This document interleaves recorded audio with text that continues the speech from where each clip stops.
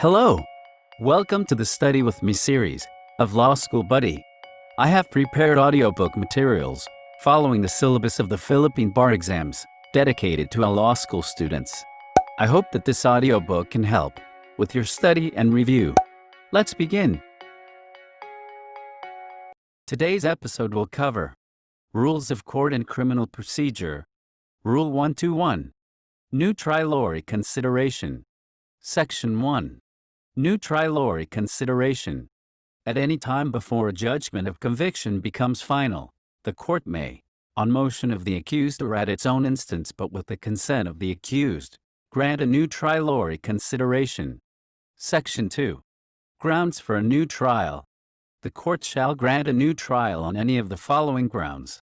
A. The errors of law or irregularities prejudicial to the substantial rights of the accused have been committed during the trial. B. The new and material evidence has been discovered which the accused could not, with reasonable diligence, have discovered and produced at the trial, and which if introduced and admitted would probably change the judgment. Section 3. Ground for reconsideration.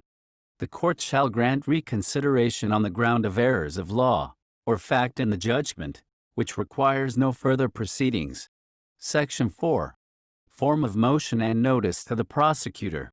The motion for a new trial law reconsideration shall be in writing, and shall state the grounds on which it is based.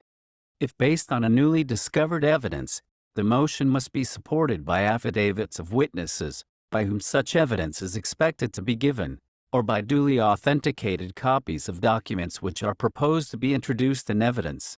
Notice of the motion for new trial law reconsideration shall be given to the prosecutor. Section 5. Hearing on motion.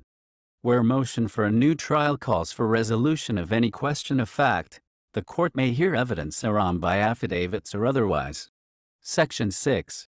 Effects of granting a new trial law reconsideration. The effects of granting a new trial law reconsideration are the following. A. When a new trial is granted on the ground of errors of law or irregularities committed during the trial, all proceedings and evidence affected thereby shall be set aside and taken anew.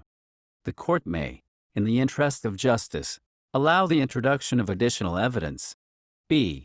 When a new trial is granted on the ground of newly discovered evidence, the evidence already adduced shall stand, and the newly discovered and such other evidence as the court may, in the interest of justice, allow to be introduced shall be taken and considered together with the evidence already in the record.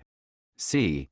In all cases, when the court grants new trial law reconsideration, the original judgment shall be set aside or vacated, and a new judgment rendered accordingly,